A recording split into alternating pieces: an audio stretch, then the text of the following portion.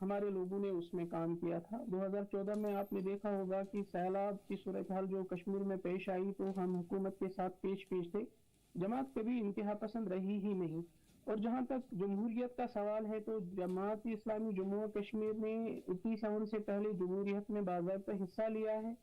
और रिगिंग के बाद as a sign of protest जो है जमात इससे बिल्कुल दूर रही। क्योंकि हमारे लोगों का जो इस पे एतमाद था, इस पे जो भरोसा था, वो उठ गया था। और as a sign of protest हम दूर रहे। आपने सुना होगा कि हमारे उस वक्त के जमात इस्लामी जम्मू और कश्मीर के अमीर महमूदुल्लाह वानी साहब उस वक्त प्रेस के सामने आए 2014 में। जब उनसे पूछा गया कि क्या आप इलेक्शन में हिस्सा लेना चाहेंगे, तो उन्होंने जवाब दिया था, आज भी वो कटिंग मेरे पास मौजूद है, कि उन्होंने जवाब दिया था कि अगर हमें गवर्नमेंट इंस्टीट्यूशन जो है, अगर वो हमें पूरा भरोसा दे कि हम साफ और शफाफ इलेक्शन करेंगे और जमात इस्लामी जो हक रखती है आगे बढ़ने का, उसको पूरा मौका दिया जाएगा, तो हम इलेक्शन लड़ने के लिए तैयार हैं। तो हम कभी जमहूरियत से अलग नहीं रहे। लेकिन जो एतमाद खत्म हो चुका था जमहूरियत पे, तो जमात को फिर से वो यकीन दहानी दिलाई गई। और साफ और शफाफ जो पार्लियामेंट में इलेक्शन हुए, तो जमात ने सोचा कि हमें भी आगे आना चाहिए। हम तो सोशो पॉलिटिको रिलीजियस ऑर्गेनाइजेशन है ही, तो ये एक बहुत अच्छा और सुनहरा मौका होगा कि हम फिर से लोगों की खिदमत करने के लिए, दावती काम के साथ साथ लोगों की खिदमत करने के लिए आगे आए और लोगों का काम करें। जो चलिए, ये हो सकता है कि जमात का अपना नजरिया हो। शमीम साहब, मैं आपसे ये समझने की कोशिश करूंगा और इसी चीज के साथ बाकायदा आगाज भी करना चाहता हूं। दरअसल क्या है कि जमात से किसी को नाराजगी नहीं है। मसला यह है कि आपके नजरिए से कहीं ना कहीं इंतहा पसंदी ने जन्म लिया और कहीं ना कहीं उन तमाम तर चीजों का 90 के दहाई में असर देखने को मिला। तो अब उन तमाम तर चीजों से जमात अलग होकर के, आपने कहा कि सोशल, पॉलिटिकल और रिलीजियस पे ज्यादा फोकस रहा, सोशल एंड पॉलिटिकल बहुत कम रहा। देखिए, सोशो भी रहा है, क्योंकि हमारे हर जगह पे बैतुल माल थे, हर गांव में बैतुल माल थे। हम इस वक्त भी अगर हमारे दफातर खोले जाएं, तो हम इस वक्त भी फिगर्स दे सकते हैं कि हमने कितने ऑर्फनस को पढ़ाया।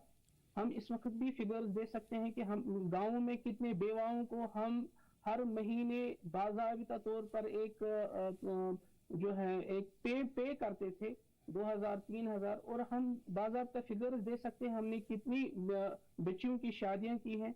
और गांव में जो भी वारदात होते थे, उन वारदात में हम किस तरह पेश रहे और लोगों की हमने मदद की है। तो सोशल एस्पेक्ट है। दावती एस्पेक्ट तो था ही कि हम इज्तिमा करते थे, हम शाम के बाद दरस कुरान करते थे, सुबह दरसगाह चलाते थे, शाम दरसगाह चलाते थे। लेकिन पॉलिटिक्स में मैंने पहले ही आपको बताया कि हम दूर रहे। उसकी बुनियादी वजह यही है कि मानिए कि हमारे लोगों का एतमाद इस चीज पे खत्म हो चुका था। तो अब जब जमात ने ये चीज, जमात को यकीन दहानी दिलाई गई कि आगे जाकर साफ शफाफ इलेक्शन होंगे, आप भी हिस्सा ले सकते हैं, तो जमात ने इसको अच्छा मौका समझा अपने लिए कि हम लोगों की ज्यादा से ज्यादा खिदमत इसी तरह कर सकते हैं। जहां तक इंतहा पसंदी का सवाल है, आप मुझे बताएं कि यहाँ सबसे पहले जो गन कल्चर है या गन यहाँ पे जिसके हाथ में थमाया गया, वो कौन सी पार्टी थी आपको खुद पता है। तहरीक मुजाहिदीन किसकी पार्टी थी आपको पता है। अल जहाद किसकी पार्टी थी आपको पता है। और हिजबुल मुजाहिदीन से तो हमने 98 में बाज़ाबिता, हमारे भट्ट साहब जो अमीर मोहतरम हमारे उस वक्त रहे थे, उसने बाज़ाबिता प्रेस कॉन्फ्रेंस में कहा कि हमारी कोई जो है आर्मड विंग नहीं है। और उसको लेकर के जब जमात में दूरियां पैदा होगी, तो 2004 में आप देख सकते हैं कि जब मसले कश्मीर का इश्यू आया, तो हमारे मोहतरम व मुकर्रम मरहूम गिलानी साहब अलग हो गए और मसले कश्मीर को आगे लेकर बढ़े। लेकिन जमात ने उस वक्त भी अपने मौक़िफ़ पे कायम रही। बिल्कुल, लेकिन 1990 के गवर्नर जनरल कश्मीर गुलाम मोहम्मद सादिक साहब के खिलाफ बगावत वाली बात भी आप जरूर शेयर करिए, अगर आप ये कह रहे हैं तो। देखिए, वो बात है जो इंटरनल बातें हैं, और जो इंटरनल बातें उन पॉलिटिकल पार्टीज में भी थी उस वक्त। चलिए, तो वो तो है, यानी आप ये कहना चाहते हैं कि बाकी लोगों के साथ आपने भी बहती गंगा में हाथ धोया? नहीं, वो बहती गंगा में हाथ नहीं धोया, हमें मजबूर किया गया ऐसा करने के लिए। देखिए, आप एक सेक्ट को इस वक्त भी पुख्तदावाल कर रहे हैं और विक्टिमाइज कर रहे हैं। नहीं तो नहीं नहीं नहीं, देखिए शमीम साहब, माफी चाहता हूं इस चीज के लिए, लेकिन मैं आपको इस वजह से, देखिए, आप जब आएंगे तो यहां पे मैं आपके सामने क्या नाम है, बहुत अच्छे से जो है डिशेज और बहुत ही मिठाई और इस तरह की चीजें आपके सामने नहीं पेश करूंगा, आवाम भी नहीं चाहेगी। मैं आपसे वही चीजें पूछूंगा जो अवाम जानना चाहती है, क्योंकि अवाम का एतमाद बहाल नहीं है। ठीक है, मैं आपकी तरफ आता हूं वापस। अमित राणा साहब भी हमारे साथ जुड़ चुके हैं और एजाज साहब भी। अमित राणा साहब, क्या आपको नहीं लगता कि वही पुरानी शराब, लेकिन बोतलें नहीं, पूरा कॉक और उसके उसके स्टिकर्स चेंज कर दिए गए? नहीं, बिल्कुल आपने सही कहा। देखिए, एक डेमोक्रेटिक प्रोसेस में कोई भी पार्टिसिपेट करना चाहे उसका मोस्ट वेलकम है। और वो कहते हैं हिंदी में कि सुबह का बूला शाम को वापस अगर घर आ जाए तो उसका स्वागत है। समस्या ये है कि क्या जमात इस्लामी सुबह का बूला है और अपनी गलती मान चुका है? देखिए, हमें समझना पड़ेगा, जमात इस्लामी जम्मू कश्मीर का जो फाउंडेशन है वो एक कोर रेजोल्यूशन पे स्टार्ट होता है, और वो कोर रेजोल्यूशन है जो जम्मू कश्मीर को एक डिस्प्यूट मानता है। क्या जमात इस्लामी ने आज वो डिस्प्यूट ऐसा कोई रेजोल्यूशन निकाला जिसमें उन्होंने कहा है कि जम्मू कश्मीर अब एक डिस्प्यूट नहीं है, उसका रेजोल्यूशन नहीं होना चाहिए? हाँ, दूसरा जो ड्रेन रहा है जम्मू कश्मीर में जमात इस्लामी, वो अनफॉर्चुनेटली इतना भयानक रहा है कि सोच के भी डर लगता है। अब देखिए, जमात इस्लामी के बड़े नाम कौन कौन से हैं? सैयद सलाउद्दीन, मजीद डार, यासीन मलिक, सईद अली शाह गिलानी, गुलाम हसन सहराई। तो जम्मू कश्मीर के जितने भी बड़े अलगाववादी नेता या आतंकवादी नेता रहे हों, वो सारे के सारे जमात इस्लामी से आते हैं। और ये भी कहना गलत नहीं होगा कि जमात इस्लामी की कोर फिलॉसफी में डेमोक्रेसी के नाम की जगह नहीं है। हार्डकोर आइडियोलॉजिकल इस्लाम में डेमोक्रेसी की जगह नहीं है, जमात इस्लामी उसको फॉलो करता है, उसमें जगह नहीं है। और महमूद और महदूदी की जितनी भी वर्क आप देखेंगे तो उसमें डेमोक्रेसी की जगह नहीं है, और ये उसी आइडियोलॉजी को फॉलो करते हैं। तो ये आज कहीं ना कहीं, क्योंकि अब 2019 के बाद ये इररिलेवेंट हो गए हैं, इसलिए ये अपने आप को वापस रिवाइव करना चाहते हैं। 87 में इनसे कोई पूछे कि 87 में इलेक्शन रिग हुआ तो आपने आतंकवादी संगठन क्यों बनाया? और अगर आपने आतंकवादी संगठन बनाया तो जो बेगुनाह बेकसूर माइनॉरिटी कम्युनिटी के लोग थे, और चाहे पंडित कम्युनिटी थी, चाहे हिंदू कम्युनिटी थी, चाहे सिख कम्युनिटी थी या शिया कम्युनिटी थी, आप उनको क्यों टारगेट कर रहे थे? उनका उस इलेक्शन रिगिंग से क्या लेना देना था? तो ये एक बहाना था बार बार एक आर्म स्ट्रगल हिंदुस्तान के खिलाफ करने का, एक जिहाद हिंदुस्तान के खिलाफ वेज करने का, और उसका बहाना लिया गया एक इलेक्शन रिगिंग को लेकर। और गिलानी साहब को ये कह रहे हैं कि हमने बर्खास्त किया, तो जब तक मुझे याद है, जब तक गिलानी साहब की वफात नहीं हुई तब तक तो वो जमात इस्लामी के घर में ही रहते थे। अब मुझे करंट स्टेटस नहीं पता उनकी फैमिली का, बट वो घर तो जमात इस्लामी का था। तो ये अपने आप को कभी डिस्टेंस नहीं कर पाए हैं। थैंकफुली अभी जो रिसेंट इलेक्शन हुए हैं जम्मू कश्मीर में, उन्होंने जम्मू कश्मीर के लोगों ने कम से कम इनको आईना दिखा दिया है। तो कुलगाम जैसा एरिया जो एक गढ़ माना जाता है जमात इस्लामी में, उसमें अगर एक कम्युनिस्ट जीतता है तो कहीं ना कहीं उनकी अपनी आइडेंटिटी पे आज सवाल खड़े हो जाते हैं। और ये बिल्कुल आज ये वापस रिवाइव इसलिए होना चाहते हैं कि जो पीस ऑफ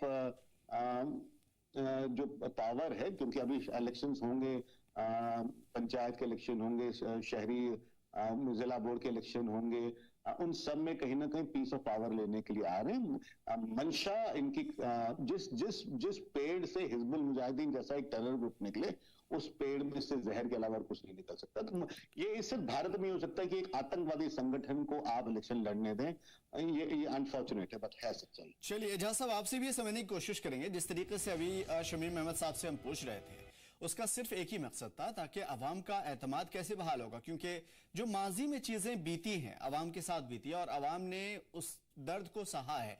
मैं आपसे ये समझने की कोशिश करूंगा, क्या जमहूरी निजाम में वापस आने के बाद, भले ही हम मान लेते हैं कि जमहूरी निजाम में नए कदरों और नए आइडियोलॉजी के साथ जमात कदम रख रही है, तो क्या अवाम का वो भरोसा वापस आ पाएगा? क्या वो हालात, वो पुराने दर्द तकलीफें जो कुछ खास इलाकों में और पूरे जम्मू कश्मीर में असर देखने को मिला, वो खत्म हो पाएगा? एजाज साहब।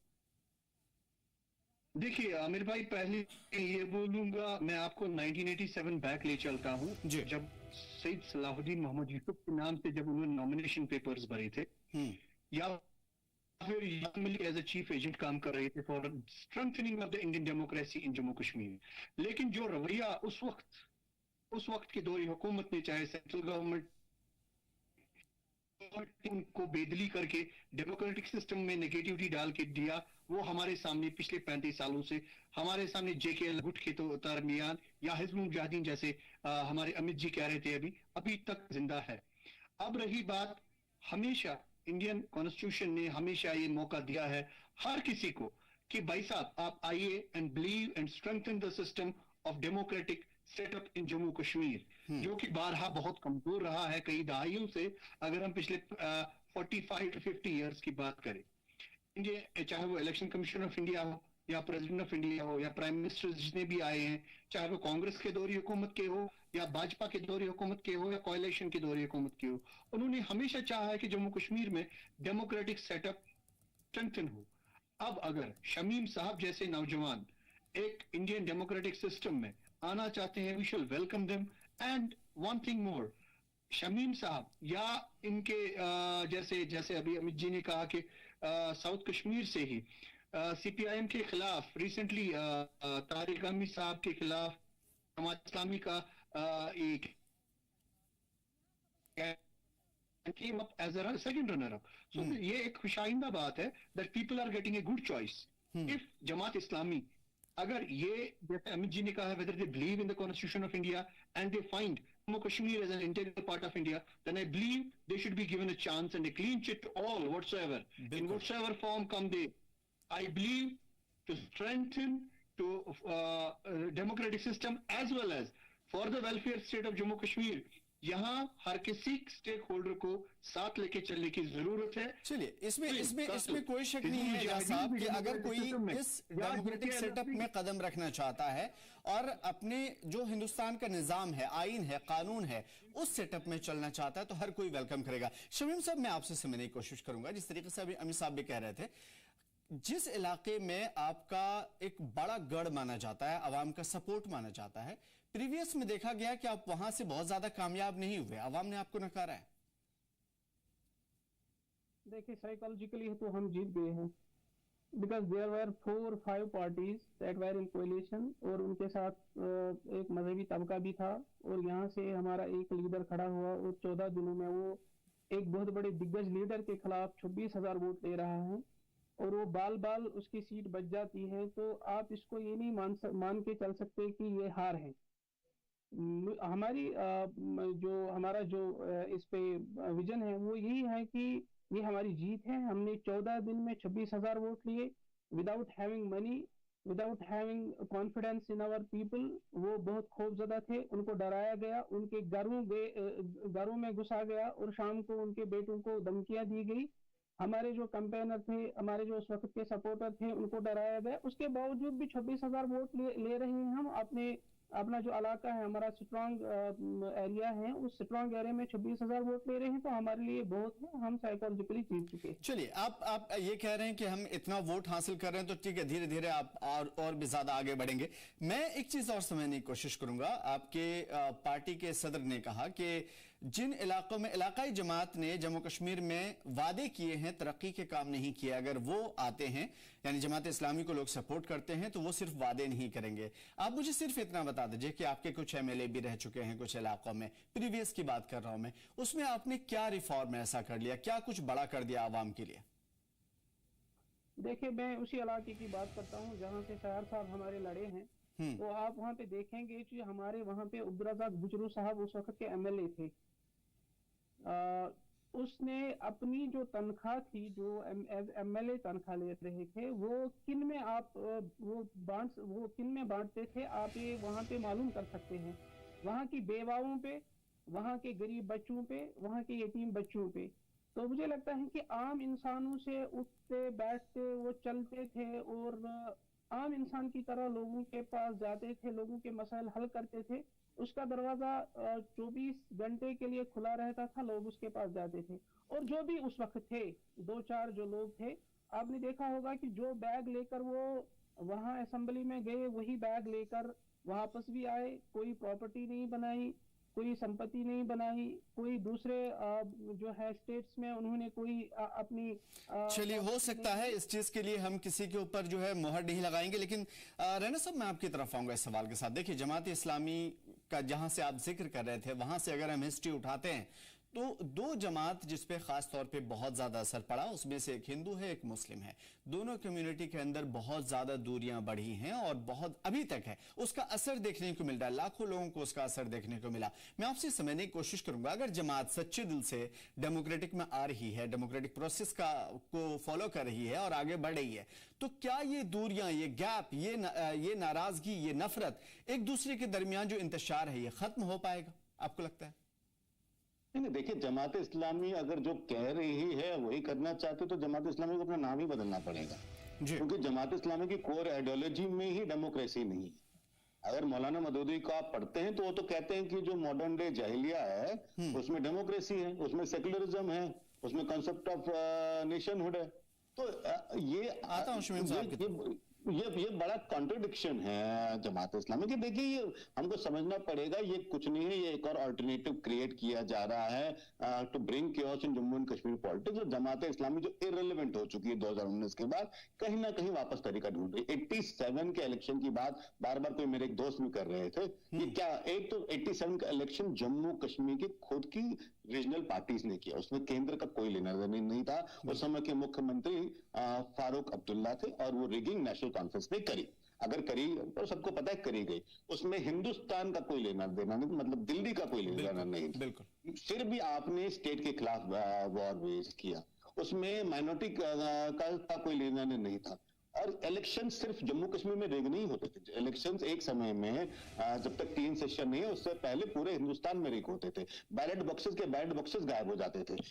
लोगों को वोटिंग के, बिहार, उत्तर प्रदेश, मध्य प्रदेश बड़ा ही नटोरियस है इस चीज को लेकर, मगर वहां कोई जिहाद नहीं आया। तो ये जो रेडिकल आइडियोलॉजी है जमात इस्लामी की, जब तक जमात इस्लामी इसको डाइवोर्स नहीं करती है, जमात इस्लामी पे विश्वास करना बेवकूफी होगी। क्योंकि हमें इतिहास से सीखना है, और हम अगर इतिहास सीखते हैं 1940 से ऑनवर्ड्स को लेकर, जमात इस्लामी का इतिहास अगेंस्ट कंसेप्ट ऑफ नेशनहुड रहा, अगेंस्ट इंडिया रहा है। वो बिलीव करते हैं जम्मू कश्मीर एक डिस्प्यूट है, उसको पाकिस्तान के साथ मर्ज होना चाहिए। और उनके जो सक्सेसफुल जो लीडर्स, देखिए जमात इस्लामी के किसी भी बड़े लीडर का नाम ले लीजिए आप, वो सारे के सारे विश्वास करते हैं कि जम्मू कश्मीर जो है वो पाकिस्तान का हिस्सा है। तो आज आप एक मुखौटा लगाकर सामने आते हैं तो और आप चाहते हैं कि आप कुछ वापस रिलेवेंस लें, तो देखिए आप तो मुझे विश्वास नहीं होता। देखिए, एक बर्टन रसल की बड़ी कहावत है, I will not die for my believes because I could be wrong. ये आज कह दें कि हम अपने बिलीफ में विश्वास नहीं रखते हैं, we could be wrong, they are most welcome, but unfortunately ये वो भी नहीं कहेंगे, क्योंकि ये उसी बिलीफ सिस्टम में ही चलते हैं। तो ये डेंजरस ट्रेंड है। मैं बार बार कह रहा हूं, सुबह का भूला शाम को वापस आए, सबसे ज्यादा वेलकम है, मगर वो भूला होना चाहिए, अपनी गलती मानना चाहिए। अगर मैं इन्हीं की बात पे चलूं, 98 तक हिजबुल मुजाहिदीन को सपोर्ट कर रहे थे, ये खुद एडमिट करते हैं आज। हालांकि हिजबुल मुजाहिदीन आज भी आर्म्ड विंग मानी जाती है जमात इस्लामी की, मैं इनकी बात को ही ऑर्डर कर लेता हूं। आपने 8 साल एक आतंकवादी संगठन को, जिसने सैकड़ों लोगों को उन 8 सालों में मारा, जिसमें वंधामा जैसा मैसेकर हो गया, जिसमें संग्रामपुरा जैसा मैसेकर हो गया, आप उनको सपोर्ट करते रहे। तो ये अपने आप में दिखाता है कि आपने सिर्फ अपने एडवांटेज के लिए उनको पब्लिकली डिस्टेंस किया है, नहीं तो your leadership continue to support Hizbul Mujahideen. ठीक है, एक चीज और समझेंगे आपसे राणा साहब कि जिस तरीके से हम देखते हैं मुल्क में ऐसी बहुत सारी मिसालें मिलती हैं जहां पे इंतहा पसंद तंजीमें या इस तरह की सोच रखने वाली, जिन्होंने डेमोक्रेटिक प्रोसेस पे बिलीव किया और आज वो कहीं ना कहीं बेहतर कर पा रही है। क्या जम्मू कश्मीर की जो मौजूदा सूरत हाल बेहतर होती जा रही है धीरे धीरे करके, क्या हम इसे वेलकमिंग समझें कि जम्मू कश्मीर में मजीद बेहतरी आएगी जमात का सियासत में वापसी करने से? देखिए, जो हम बाकी इंसर्जेंट ग्रुप्स की बात कर रहे हैं, उनका क्लैश इंडियन स्टेट से या इंडियन गवर्नमेंट्स में उस पॉइंट्स को लेकर था। वो एक पर्टिकुलर रिलीजियस ड्रिवन आइडियोलॉजी नहीं थी। राइट, ठीक है। अनफॉर्चुनेटली जमात इस्लामी का जो कॉन्स्टिट्यूशन ही अपने आप में, जो फॉर्मेशन आप जिस आइडियोलॉजी पे आपकी बेसिस फॉर्मेशन हुई है, वो आप उससे तो कॉम्प्रोमाइज नहीं कर रहे हैं। उनके जो कंसर्न्स थे वो एड्रेस हुए हैं। क्या मुझे आज जमात इस्लामी के जो स्पोक्स पर्सन यहाँ बैठे हैं वो कहने को तैयार है कि मौलाना मदूदी गलत थे? उनके जो बिलीफ सिस्टम था, जो उनका कॉन्सेप्ट था कि जिसमें मॉडर्न जहिलिया में सेक्युलरिज्म आता है, डेमोक्रेसी आती है, सोशलिज्म सबको मॉडर्न जहिलिया कहते थे, वो गलत थे। हम उनकी बात से नहीं विश्वास करते। हम विश्वास करते हैं कि देश में सेक्युलरिज्म, हम विश्वास करते हैं कि शरिया की जगह नहीं है इस देश में, शरिया की जगह जम्मू कश्मीर में नहीं है, हिंदुस्तान के आइन की जगह है जो सबको एक बराबर ट्रीट करे। तो ये नहीं कह पाएंगे। शमीम साहब से जवाब ले लेते हैं। शमीम साहब जी, मैं बताना चाहूंगा कि अमित साहब हैं, ये जो बता रहे हैं कि डेमोक्रेसी में उस वक्त भी दांधिया होती थी और रिगिंग होती थी, तो मुझे लगता है कि इंडियन डेमोक्रेसी पे सबसे बड़ा दाग दे रहे हैं। और मुझे नहीं लगता कि शायद दुल्लत साहब की जो 3 किताबें उसने लिखी है, life in the shadows, Kashmir in the Vajpayee years and सपाई क्रॉनिकल्स, जो उन्होंने लिखी है, उसमें बाकायदा तौर पर उसने लिखा है कि Congress was in that process of rigging. तो कांग्रेस बाकायदा तौर, चलिए उस रिगिंग को छोड़ देते हैं फिलहाल। राणा साहब आपसे कुछ पूछ रहे हैं। आप सुनिए, आप मेरी पूरी बात सुनिए आप। बोलिए। उसके बाद यहाँ पे 90s में जो यहाँ पे गन कल्चर शुरू हुआ, वो किसने किया? और जमात इस्लामी के लोग एक्चुअली उसमें कब आए, ये दूसरी बात। और तीसरी बात, जमात इस्लामी का जो दस्तूर है उसमें आर्टिकल 5 है। आर्टिकल 5 आप पढ़ें। मुझे लगता है कि जो अमित साहब जो बात कर रहे हैं आउट ऑफ बॉक्स कर रहे हैं। लोग यहाँ पे मरे और आपके पास क्या कौन सा विटनेस है कि हमने उनको मारा, हमारे लोगों ने मारा? तीसरी बात यह कि आप एक स्पीच दिखाए जहां पे हमारे किसी लीडर ने 90 से लेकर आज तक ये कहा हो कि हम पाकिस्तान के साथ मर्ज होना चाहते हैं। वी बिलीव इन डेमोक्रेसी, और जमात इस्लामी डेमोक्रेसी की सबसे बड़ी मिसाल है। यहाँ पे मैं एक गरीब बाप का बेटा हूँ, मैं अमीर जमात भी बन सकता हूँ, मैं प्रेसिडेंट भी बन सकता हूँ, मैं जनरल सेक्रेटरी भी बन सकता हूँ, बन गए। नहीं, उनका सिर्फ एक ही बुनियादी सवाल है कि अगर कोई सुबह का बोला शाम में आ जाए तो वो ज्यादा वेलकमिंग है, उनको तो गले लगाना चाहिए। लेकिन सवाल सिर्फ ये है कि क्या जो बुनियादी जो आइडियोलॉजी है, क्या उससे समझौता करने के लिए जमात तैयार है? We believe in democracy. हमने कभी डेमोक्रेसी को गलत नहीं कहा है। कहाँ कहा है? आप मुझे एक किताब दिखाए मौलाना मौदूदी की जहाँ पे उन्होंने डेमोक्रेसी को गलत कहा है, जहाँ पे वो उसको जाहिलियत कहते हैं। वो तो डेमोक्रेसी पे बिलीव करते हैं, जबकि आप देखेंगे कि दुनिया में बहुत सारे स्कॉलर्स ऐसे हैं जो उसको उस बात पे टोकते हैं कि ये जमहूरियत पे बिलीव करते हैं। हम तो जमहूरियत पे अच्छी तरह से बिलीव करते हैं। मैं इसी वक्त ऐलान करता हूं कि हम जमहूरियत पे बिलीव करते हैं और जमहूरी तर्ज अमल पर हम यकीन रखते हैं कि उसी से मसले हल हो सकते हैं, पॉलिटिकली मसले हल हो सकते हैं। तो ये कहना गलत है कि मौलाना मौदूदी की किताबें और हमारा जो नजरिया, ये सारी चीजें बताना ये तो बिल्कुल गलत है। No one can overturn the constitution. जिस मुल्क में हम रहते हैं, मौलाना मौदूदी की किताबें आप पढ़कर देखें, जिस मुल्क में आप रहते हैं उसके मुल्क के आइन की, उसके मुल्क की कानून की, उसके लॉ एंड ऑर्डर का आपको पास और लिहाज रखकर अपनी दावत को आगे बढ़ाना है। तो ठीक है, ऐसी बातें हैं नहीं, बस ये सुनी सुनाई बातें हैं जो ये लोग बोलते हैं। चलिए, हो सकता है कि इस तरह की बातें ना हो सकता है कि ये सारी चीजें जो जमात दिखाना चाह रही हो सच हो। सच और झूठ का फैसला हम नहीं करते हैं, अवाम के ऊपर छोड़ते हैं। लेकिन हाँ, वक्त के साथ साथ आप किस खोल में हैं वो यकीनन अवाम भी पढ़ लेगी और मुल्क का दस्तूर भी उस खोल को उतार फेंकेगा। बहुत शुक्रिया शमीम साहब हमारे साथ जुड़ने के लिए, और अमित राणा सर हमारे साथ बने रहिए। आप कुछ खास खबरें ले लेते हैं, उसके बाद आपसे आपकी राय भी जरूर लेंगे, क्योंकि आज जम्मू कश्मीर के हवाले से 2 बड़ी खबरों पे हमने नजर डाली और दोनों पे चर्चा करना काफी ज्यादा जरूरी है। जम्मू रीजन में अपनी सियासी जमीन तलाश करने में जुटी नेशनल कॉन्फ्रेंस ने एक बड़ा फैसला करते हुए सिख समाज के यूथ लीडर तेजिंद्र पाल सिंह को जम्मू प्रोविंस का यूथ विंग का नया सदर बनाया। और गुज़िश्ता दिनों जम्मू में एक तकरीब के दौरान यानी कि प्रोग्राम के दौरान पार्टी सदर फारूक अब्दुल्ला ने इसका ऐलान भी किया। तेजिंद्र पाल इससे पहले जम्मू सिटी यूनिट के यूथ प्रेसिडेंट रह चुके हैं।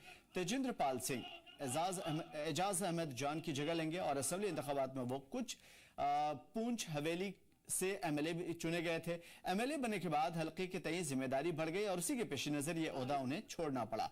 पार्टी आला क़यादत ने उनकी बढ़ती मसरूफियात के सबब तेजिंद्र पाल को यह जिम्मेदारी दी है। फिलहाल प्रोग्राम के दौरान सांबा की एक महिला सियासी कारकुन ने भी नेशनल कॉन्फ्रेंस ज्वाइन करने का ऐलान किया था। सियासी हल्के में इस अपॉइंटमेंट को, इस तकर्री को लेकर के काफी चर्चा भी हो रही है। एनसी के इस फैसले से जम्मू रीजन में नेशनल कॉन्फ्रेंस के घटते जनाधार को मजबूत करने की कोशिश के तौर पे देखा जा रहा है। बता दें कि बीजेपी के उभार के तौर पर जम्मू रीजन में नेशनल कॉन्फ्रेंस के लिए अपनी मौजूदगी दर्ज कराना काफी मुश्किल है, क्योंकि हालिया कुछ लोकसभा और उसके बाद असेंबली के चुनाव में हमने देखा 2014-2024 के असेंबली इंतखाबात में एनसी और उसके इत्तेहादी कांग्रेस दोनों को ही मायूसियात लगी। पुंछ, राजौरी और चिनाब में एनसी को जरूर थोड़ी सी वापसी करनी पड़ी, यानी कि लोगों का साथ मिला, लेकिन जम्मू में बीजेपी के खिलाफ भेद पाना अभी भी उसके बस के बाहर है। माना जा रहा है कि नेशनल कॉन्फ्रेंस की आला क़यादत कश्मीरी पार्टी के अपने रिवायती खोल से बाहर निकलने की कोशिश कर रही है। क्या तेजिंदर पाल की तकर्री इसी सिमत में उठाया गया कदम है, और यह हिकमत अमली कितनी कारगर होती है, इसका पता तो पंचायत और बल्दिया इंतखाबात के बाद ही पता चलेगा।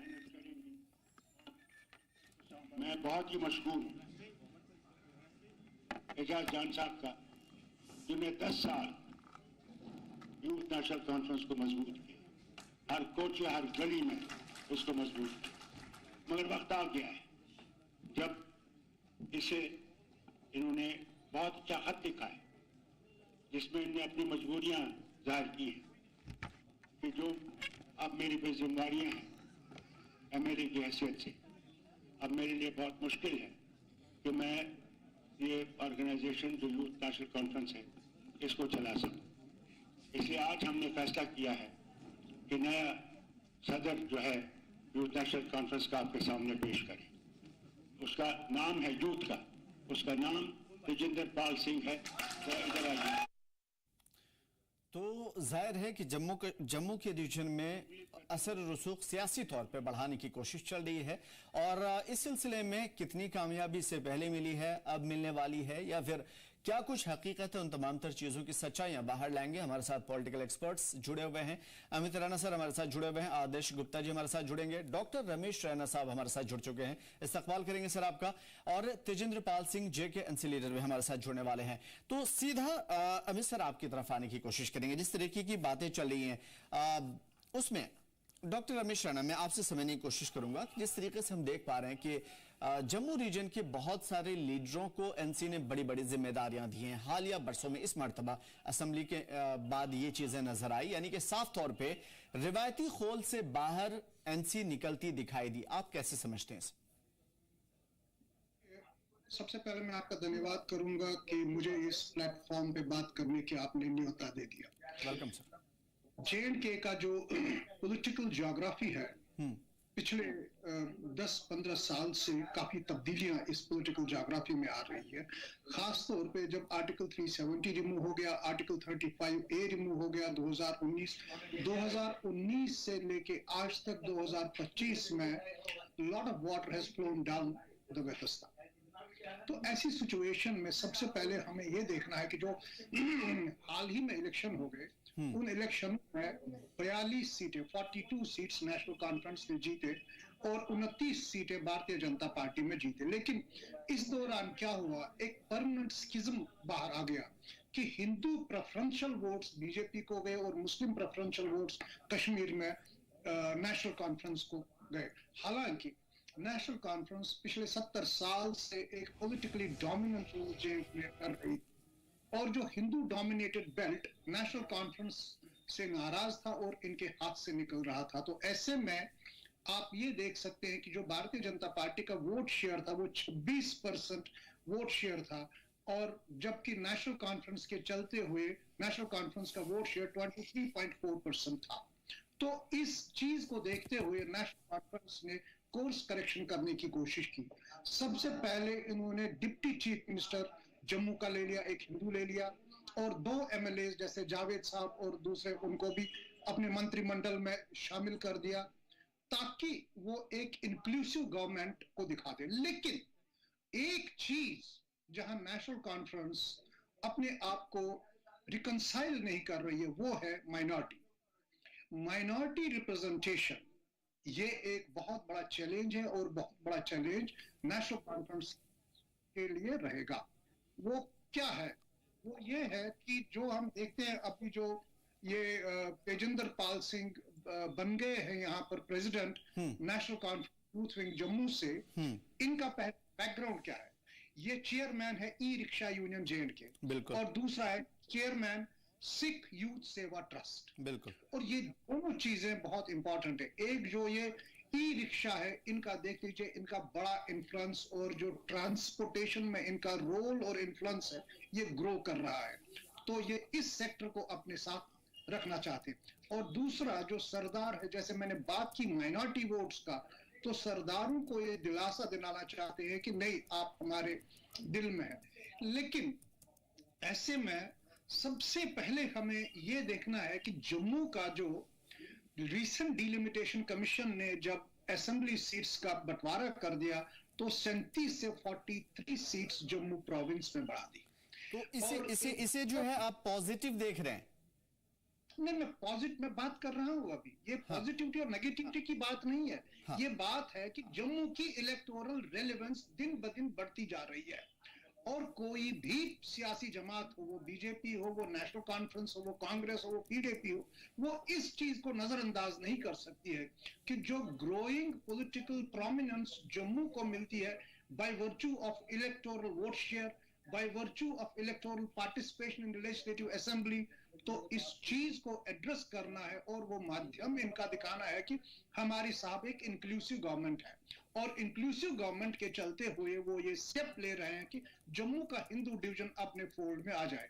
ये अच्छी बात है, लेकिन सबसे पहले जो आइडियोलॉजी है, जो नेशनल कॉन्फ्रेंस की आइडियोलॉजी है, वो कश्मीर सेंट्रिक और कश्मीर स्पेसिफिक रही बिल्कुल है। तो ये सवाल हमारा जरूर रहेगा आपसे डॉक्टर रैना, लेकिन इससे पहले तेजेंद्र पाल सिंह साहब का स्वागत कर लेते हैं। सबसे पहले मुबारकबाद तेजेंद्र पाल जी, जिस तरीके से एनसी ने कदम बढ़ाया है खासतौर पे जम्मू प्रोविंस में, इलाके में, अलग अलग रीजन में, इसे किस तरीके से देख पा रहे हैं? क्योंकि दूरियां तो रही हैं, देखिए जम्मू और कश्मीर के बीच में, चाहे इसे बोला जाए या दिखाया जाए या नहीं दिखाया जाए, लेकिन दूरियां रही हैं। सबसे पहले इन दूरियों को खत्म करने के हवाले से अब जो नए कदम उठाए जा रहे हैं एनसी की तरफ से, इस पे आपके विचार? सबसे पहले तो आपका धन्यवाद।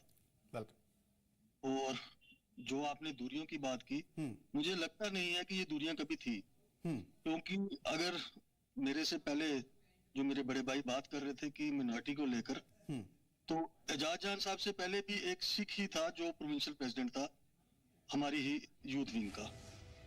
तो इसके अलावा आज अगर मुझे ये मौका मिला है, तो अगर हम इसको मिनॉरिटी के साथ ही करना चाहें, तो ये हमारे लिए एक बहुत बड़ा, जो हमारी पार्टी ने, पार्टी हाई कमान ने, फारूक साहब ने, उमर साहब ने जो हम पे ये भरोसा जताया है, मैं उनका भी शुक्रिया अदा करता हूं।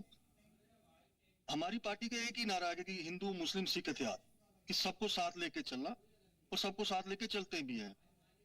और उसके अलावा आपने देखा जब से ये सरकार बनी है, from the very first day Omar साहब ने यही बोला था कि मैं जम्मू और कश्मीर दोनों को बराबर का दूंगा, जो कश्मीर के लिए होगा वो जम्मू के लिए भी होगा, और वो उस पे भली भांति खरे उतरे हैं। मुझे लगता है कि ये दूरियां कुछ भी नहीं है। ये अब जो अगर कुछ लग रहा है तो हम इसको बाखूबी इसको हम दूर करेंगे। ठीक है, तो ये सारी चीजें हो सकता है कि बिल्कुल उन तमाम तर चीजों में बिल्कुल अलग हो, लेकिन इससे पहले की जितनी कोशिश हुई है तेजेंद्र पाल सिंह साहब, लेकिन वो कोशिशें एनसी के लिए बहुत ज्यादा कारगर नहीं देखी गई है। अब आप जैसे यूथ लीडर के कंधों पर एनसी की जिम्मेदारी है, और एनसी ने बहुत सारे ऐसे लीडरों के ऊपर ये जिम्मेदारी दी है और बड़े बड़े पोस्ट पे या बड़े बड़े ओहदों पे उन्हें रखा है। आपको लग रहा है कि न सिर्फ पार्टी की बल्कि जम्मू और कश्मीर दोनों रीजन में तरक्की के नए बाब खुलेंगे? जी बिल्कुल, इसमें कोई शक नहीं है। पार्टी का जो मैनिफेस्टो है उसमें साफ है कि पार्टी ने क्या करना है, और पार्टी उसके ऊपर कर भी रही है। और सबसे ज्यादा जो हमारा जरूरी है इस टाइम यूथ, क्योंकि यूथ इस टाइम जो है, मेरे ख्याल से जम्मू कश्मीर में सबसे ज्यादा बेरोजगारी है, जिसकी वजह से परेशान है। और उससे भी ज्यादा बड़ी बात है कि आज की डेट में जम्मू कश्मीर में नशा इतना बढ़ गया है कि इंडिया में दूसरे नंबर पे 14.5 लाख लोग जो है इस नशे की चपेट में है। बिल्कुल। और अनफॉर्चुनेटली मैं आपको बता दूं कि उसमें 14 साल के बच्चे से लेकर ये जो नशे की तादाद है ये पाएगी। और उसके साथ साथ हमारी बहनें, माफी चाहूंगा मैं, हमारी बहनें भी इस नशे की चपेट में आ चुकी है। आज मैंने उनको कई बार हमने गाड़ियों में देखा, जैसा कि आपने बोला कि मैं सिख यूथ सेवा ट्रस्ट को भी चलाता हूँ और मैं ईद यूनियन से भी मैं उसको लीड कर रहा हूँ। और जो हमारी सिख यूथ सेवा ट्रस्ट है ये पिछले काफी समय से इस एंटी ड्रग्स के रिलेटेड काम कर रही है। उसके साथ साथ हमारी पार्टी के मैनिफेस्टो में भी था और जिसमें एक कमेटी बनाई गई थी वार अगेंस्ट ड्रग अब्यूज, और मैं जम्मू से उसका मेंबर था। हमने इस पर बहुत काम किया और मैं चाहूंगा कि हमें जम्मू कश्मीर के हालात ठीक करने के लिए सबसे पहले इस नशे को जम्मू कश्मीर से बाहर फेंकना है, क्योंकि नशा मुक्त जम्मू कश्मीर हमें करना है। क्योंकि नशे ने ही हमारे यूथ को, हमारे युवाओं को इन्होंने एक मौत के दलदल की तरफ धकेल के रख दिया। बिल्कुल, कई सारे प्लेटफॉर्म पे अभी सोशल मीडिया पे खंगालने के बाद आपके जो रिकॉर्ड मिले उसमें कहीं ना कहीं मंशियात, नशा, ड्रग के खिलाफ आपने मुहिम चला रखी है और जाहिर है कि उस हवाले से भी हम समझेंगे और भी बहुत सारे मसाइल हैं उसके बारे में भी आपसे पूछेंगे क्या प्लान है उस हवाले से। आदर्श गुप्ता साहब का इस्तकबाल कर लेते हैं। आदर्श गुप्ता साहब, देखिए इस चीज को मैं पॉजिटिव या निगेटिव नहीं लेऊंगा, एज अ पॉलिटिकल एक्सपर्ट मैं आपसे समझूंगा कि जम्मू रीजन में कदम रखना या फिर कदम मजबूत करना पार्टी के हिसाब से, पार्टी के हित में कितना मजबूत है ये एक अलग विषय है, लेकिन ओवरऑल डेवलपमेंट जम्मू कश्मीर के लिए आप कैसे देख पा रहे हैं? क्योंकि नए नए लीडर, नए नए जो आवाम से, ग्राउंड पे लोगों से जुड़े हुए हैं, आपको लग रहा है कि इससे मजीद बेहतरी आएगी? सबसे पहले नमस्कार आपको और आपके सभी दर्शकों को। नमस्कार। यहाँ तक नेशनल कॉन्फ्रेंस का सवाल है, नेशनल कॉन्फ्रेंस जम्मू में बहुत मजबूत रही है, लेकिन इस 2014 के बाद दोबारा जब उसको यहाँ पे आना पड़ा, मैं आपको बता दूं बड़े अच्छे नेता रहे। जहाँ तक आप माइनॉरिटी की बात कर रहे हैं, तो डॉक्टर साहब ने ये नहीं कहा कि हमने किसी माइनॉरिटी को यहाँ पे यूथ का लीडर बनाया है, बल्कि उन्होंने एक यूथ को लीडर बनाया है, उनको एक डिस्ट्रिक्ट प्रेसिडेंट को प्रमोट किया है, अच्छी बात है। एक तीर से दो निशाने साधे हैं। जम्मू कश्मीर में सबसे ज्यादा जो सिख कम्युनिटी है वो नेशनल कॉन्फ्रेंस का ही साथ देती रहती है, इसमें कोई शक नहीं है। मैं आपको पीछे ले चलता हूँ, यहाँ पे सरदार हरवंत सिंह जी एक बहुत बड़े नेता होते थे इस कम्युनिटी के। वो बेचारे एक नहीं, दो नहीं, 3 बार इलेक्शन लड़े, लेकिन अनफॉर्चुनेटली वो तीनों बार इलेक्शन हारते रहे। लेकिन सबसे बड़ी बात ये थी कि हर बार उन्हें पिछले इलेक्शन से ज्यादा वोट मिलते रहे। ज्यादा वोट मिलने के बावजूद भी वो जीत नहीं पाए, वो दूसरी बात ही। हालांकि वो मंत्री भी रहे उसमें उमर फारूक अब्दुल्ला की कैबिनेट में, लेकिन यहाँ पे सिख जो कम्युनिटी है वो हम नेशनल कॉन्फ्रेंस का एक बहुत बड़ा साथ देते रहे। लेकिन उसके बाद हरवंत सिंह की सेहत गिर गई और उनकी सेहत नहीं रही। उसके बाद सिख कम्युनिटी जो है बांटनी शुरू हो गई, लेकिन किसी पर्टिकुलर जो पार्टी की तरफ नहीं थी, वो एक किसी कैंडिडेट की तरफ से। जिस तरह से रमन बल्ला यहाँ पे कैंडिडेट आए तो मंत्री जी का उनको आशीर्वाद मिला, वो मंत्री जी के आशीर्वाद के साथ ये कम्युनिटी उनके साथ काफी मिल गई है। अब ये इन्होंने जम्मू के अंदर जो जम्मू की सिर्फ एक जम्मू की बात नहीं, एक सिख कम्युनिटी की बात नहीं है, जम्मू में नेशनल कॉन्फ्रेंस की अच्छी पोजीशन रही थी। जम्मू में से जम्मू का जो दिल होता है ना, दिल में से यहाँ से मर्द जो है वहां से जीते थे, नगरोटा से जीते थे, सांबा से जीते थे, विजयपुर से जीते थे। तो ये ऐसा उनका नहीं था कि ये जब जम्मू कश्मीर में जम्मू ये पहली बार नेशनल कॉन्फ्रेंस अपने पांव चला रही है। लेकिन इस बीच में भारतीय जनता पार्टी ने यहाँ पे कब्जा कर लिया। मैं साफ तौर पे कहूंगा, जिस तरह पिछले चुनावों में आपने देखा। लेकिन नेशनल कॉन्फ्रेंस वो चाहती है कि एक बार फिर वापस उसी पोजीशन में है जो पहले पोजीशन थी। उसके लिए तेजिंदर सिंह को एक प्रमोट किया है, बड़ी अच्छी बात है। युवा है, सेकंड लीडर भी है, ई रिक्शा के चेयरमैन भी है, ये सेवा ट्रस्ट जो है उसको भी चला रहे हैं। तो ये एक अच्छी एक उसके नेशनल कॉन्फ्रेंस की सोच है। जिस तरह से डॉक्टर फारूक अब्दुल्ला ने भी ये बात कही है कि ये लोग जो है युवा जो आएंगे आगे बढ़ाएंगे रियासत को। और समागम में उन्होंने ये भी कहा है 2014 से ये कम्युनिटी जो है नेग्लेक्ट होती आ रही है, इसके लिए उनकी तरफ ध्यान भी देना बहुत जरूरी है। दूसरे कम शब्दों में ये कहूंगा, नेशनल कॉन्फ्रेंस अपनी पोजीशन को वापस लाना चाहती है। ये नहीं है कि नेशनल कॉन्फ्रेंस जम्मू में नहीं थी, नेशनल कॉन्फ्रेंस जम्मू में थी। शेख मोहम्मद अब्दुल्ला के वक्त भी जहां जब म्युनिसिपल कमेटी के चुनाव हुए तो नेशनल कॉन्फ्रेंस नंबर 2 की पोजीशन में थी उस वक्त भी। पहली पोजीशन में भारतीय जनता पार्टी, दूसरी पोजीशन में नेशनल कॉन्फ्रेंस थी और तीसरी पोजीशन में जाके कांग्रेस थी। नेशनल कॉन्फ्रेंस जम्मू में रही। एक ऐसी एक पार्टी है नेशनल कॉन्फ्रेंस जम्मू कश्मीर और लद्दाख में रही है। यही एक पार्टी है जो तीनों रीजन में रहती रही है। बिल्कुल बड़ी बात है। और अमित राणा साहब, इसी हवाले से मैं आपसे समझूंगा, फिर उसके बाद मैं आदर्श गुप्ता साहब के बाद जो चीजें उन्होंने जिस पॉइंट को रखा उसके ऊपर आऊंगा। क्या ये चीजें, इससे पहले हमने जो भी प्रीवियस देखा था उसमें यही हुआ कि कश्मीर में आमतौर पे ये पार्टियां रही हैं, मतलब एनसी, पीडीपी या कांग्रेस का वर्चस्व रहा है। जम्मू में आमतौर पे बीजेपी का रहा है, कभी कभी कांग्रेस का। मैं आपसे ये समझने की कोशिश करूंगा, क्या ये बीजेपी के लिए एज अ पॉलिटिकल पार्टी एक बड़ा संदेश है, एक बड़ा अलर्ट है? डॉक्टर रमेश राणा साहब। देखिए, ऐसा है, ये बीजेपी के लिए चैलेंज नहीं है। बीजेपी जो अपने कार्ड्स बड़े अच्छे तरीके से खेल रही है, और जैसा इन्होंने इस रीसेंट इलेक्शन में और पार्लियामेंट्री में इलेक्शन प्रदर्शन का दिया है, वो ऐसा है कि जो बीजेपी की पकड़ Hindu Hindu dominated region of J&K है, उसमें अपनी पकड़ मजबूत करती है।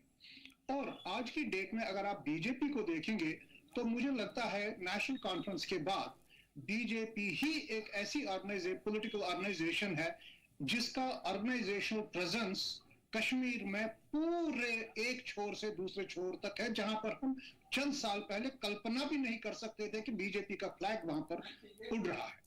तो इसका मतलब है कि ऑर्गेनाइजेशनल प्रेजेंस तो है, लेकिन वो ऑर्गेनाइजेशनल प्रेजेंस इलेक्टोरल विक्ट्री में कन्वर्ट नहीं हुई। हालांकि जो वोट परसेंटेज कश्मीर में थोड़ा सा इंक्रीज हो गई थी इस असेंबली इलेक्शन में। और इस बार जो बीजेपी अपने जो पांव कश्मीर में जमा रही है, मैं उसके कुछ उदाहरण आपको दे दूंगा। सबसे पहले लेकिन आपको नहीं लगता कि जैसे तेजेंद्र पाल सिंह साहब या फिर सुरेंद्र कुमार चौधरी साहब, इस जैसे लीडर जो कि आवाम से जुड़े हुए हैं, ग्राउंड पे अच्छा वर्क कर रहे हैं लगातार, क्या ऐसे लीडर जो पुरानी रिवायत रही है जम्मू की, उसे चेंज करने के लिए काफी है? देखिए, ऐसा नहीं होगा, क्योंकि जम्मू के साथ नाइंसाफी हुई है, इनजस्टिस हुई है, और वो इनजस्टिस कई सालों से हुई है। प्रेमनाथ जो डोगरा साहब वहां पे थे, उनके लीडर जो थे मंजे हुए लीडर थे, बहुत कदावर लीडर थे। आज भी उनकी आइडियोलॉजी की छाप जम्मू में है। और जो पॉलिसीज नेशनल कॉन्फ्रेंस ने करी, वो एक कश्मीर सेंट्रिक और कश्मीर स्पेसिफिक पॉलिसीज थी, और कश्मीर पूरे खित्ते में हावी था। Kashmir dominated whole of J&K in terms of politics. जैसे लद्दाख, जम्मू, जो भी पॉलिटिकल वाइस आती थी वो कश्मीर सेंट्रिक वाइस हुआ करती थी। तो इसके चलते हुए जम्मू का जो एक कॉन्शियस वोटर है, जम्मू का जो पॉलिटिकल माइंड है, वो पॉलिटिकल माइंड इस सिचुएशन को एक्सेप्ट नहीं कर रहा है जब तक उसको लगेगा कि हाँ, नेशनल कॉन्फ्रेंस वाकई इंक्लूसिव है और नेशनल कॉन्फ्रेंस वाकई चाहती है कि जम्मू को वो बड़ा equal treatment they in terms of politics और इन टर्म्स ऑफ पॉलिसीज और इन टर्म्स ऑफ इकोनॉमिक डेवलपमेंट। चलिए, यहां पे मैं आपको रोक करके तेजेंद्र पाल सिंह साहब से दो सवाल लूंगा आप ही की स्टेटमेंट से। कश्मीर सेंट्रिक होने का इल्जाम लगा है एनसी के ऊपर सिंह साहब, और उसके साथ साथ जो एक माइंड सेट है जम्मू का, उन तमाम तर चीजों के बावजूद जम्मू का ओवरऑल डेवलपमेंट, या लोग जो समझते हैं, मैं ये नहीं कर रहा हूं कि ये चीज सच है या झूठ है, मैं सिर्फ इतना समझता हूं कि मसाइल हैं जम्मू के पास और उसे इनकार नहीं किया जा सकता। खासतौर पे एक अलग अलग इलाकों की अगर बात करें, रूरल एरियाज में, तो मैं आपसे समझूंगा कि तेजेंद्र पाल सिंह कैसे उन मसाइल से बाहर निकाल पाएंगे लोगों को, और ये जो कश्मीर सेंट्रिक माइंडसेट की बात की जा रही है, उससे कैसे उभार पाएंगे आप लोगों को? ये जो आप बोल रहे हैं जी, पहले तो जम्मू के लोगों का दिल हमें जीतना है। हमें अपनी सरकार, जो इस टाइम हमारी सरकार है, जो हमारे वादे हैं, जो हमारा मंशूर है, उसके ऊपर हम काम करेंगे, नौजवानों को रोजगार देंगे। बाकी जो मंसूबे थे उसके ऊपर हम काम कर जम्मू के लोगों का हम दिल जीतेंगे। वो मुझे पता है, मुझे यकीन है अपनी जमात के ऊपर, और मुझे अपनी सरकार के ऊपर भी यकीन है कि जो जो वादे हमने किए हैं, हम उसके ऊपर काम करके लोगों का दिल जीतेंगे। और रही बात जो आप ये कश्मीर के लिए बोल रहे हो, ये सिर्फ लगता है, क्योंकि मेरे हिसाब से ऐसा कुछ भी नहीं है, ना ही कभी था। क्योंकि हमेशा जम्मू कश्मीर एक रहा, ये एक गुलदस्ता है, ये गुलदस्ते की तरह ही रहा और आगे भी ये गुलदस्ते की तरह ही रहेगा। और हमें इस चीज से बाहर निकलना पड़ेगा, क्योंकि अब पिछले 10 साल से हम बिना सरकार के थे। आज अगर ये मौका मिला है तो हम लोगों का दिल जीतने के लिए आए हैं। हम काम करेंगे, जितना हो सकेगा ग्रास रूट लेवल पे, हर जगह पे जाएंगे, हर उस गांव में जाएंगे जहां जहां हमारी जरूरतें हैं, और उन जरूरतों को पूरा कर कर हम इस चीज को, जो आपने बोला, हम इसके ऊपर मतलब उसे दूर करने की कोशिश करेंगे। आदर्श गुप्ता साहब, मुझे सिर्फ 30 सेकंड दे दीजिए। मैं सिंह साहब से एक और खास चीजें जानने की कोशिश करूंगा, फिर मैं आपसे आपकी राय लूंगा। सिंह साहब, मैं आपसे ये समझने की कोशिश करूं, देखिए डॉक्टर रैना जिस जमात से आते हैं, कश्मीरी पंडितों का बहुत बड़ा मसला है, आज भी जम्मू के कई इलाकों में है और कहीं ना कहीं परेशान है। जम्मू में ऐसे और भी बहुत सारे प्रॉब्लम है जिसे अब तक दूर नहीं किया गया, सिर्फ सियासत हुई। क्या तेजिंद्र पाल सिंह साहब जैसे लीडर या आपकी पूरी हमनमा जमात, एनसी की मैं बात कर रहा हूं, इन बड़े प्रॉब्लम्स को निकालने में सक्षम महसूस कर पा रही है? क्योंकि ये चीजें सेंटर आपके ऊपर डाल रही है। कश्मीरी पंडित भाइयों की बात रही, हम उनके साथ थे, उनके साथ हैं, उनके साथ रहेंगे। और हमारा सबसे पहला यही मुद्दा है। मैं आज भी जहां बैठा था, मैं आज मेरे कश्मीरी पंडित भाई आए थे मेरे पास, जो मेरे साथ पिछले काफी समय से काम कर रहे थे। तो हमने आज भी उन्हीं से शुरुआत की है। हो सकेगा कल हम उसके बारे में भी आपको बताएंगे, क्योंकि मैंने आज उसके ऊपर एक मीटिंग की थी, जिसका कल शिवरात्रि भी है। मैं तो एक भाई आपके ही चैनल के माध्यम से जितनी भी हमारे कश्मीरी पंडित भाई हैं, मैं उनको शिवरात्रि की भी शुभकामनाएं दूंगा। और साथ ही साथ ये जो डिस्प्यूट, ये जो आप बोल रहे हो, इसको हम दूर करेंगे और अवश्य करेंगे। अभी हमें सरकार बनाए हुए अभी सिर्फ 3 से 3.5 महीने हुए हैं, अभी 5 साल हमारे पास है। ये जितने भी गिले शिकवे हैं, ये जितनी भी बातें हैं, हम इनको अपने दिल के साथ लगाकर, इनके साथ मिलकर बैठकर, इनके सब मसले मसाइल हल कर फिर इनका दिल जीतेंगे। चलिए, इस चीज के लिए तो हम इंतजार करेंगे। आदर्श गुप्ता साहब, अभी फिलहाल जो चुनाव होने की उम्मीद है, यूएलबी वगैरह, पंचायत वगैरह का, आपको लगता है कि जो एनसी की नई पॉलिसी है, इसकी वजह से एक बड़ा चेंज, ड्रास्टिक चेंज देखने को मिल सकता है आपकी राय में? और इवन पूरा जिस तरह से इस वक्त नेशनल कॉन्फ्रेंस की हुकूमत है, नेशनल कॉन्फ्रेंस के जो चीफ मिनिस्टर हैं, केंद्र के साथ नहीं बिगाड़ रहे हैं, क्योंकि उन्हें पूरी उम्मीद है कि मुझे वहां से सारी मदद मिलेगी, जो भी फाइनेंशियल हेल्प है वहां से आएगी।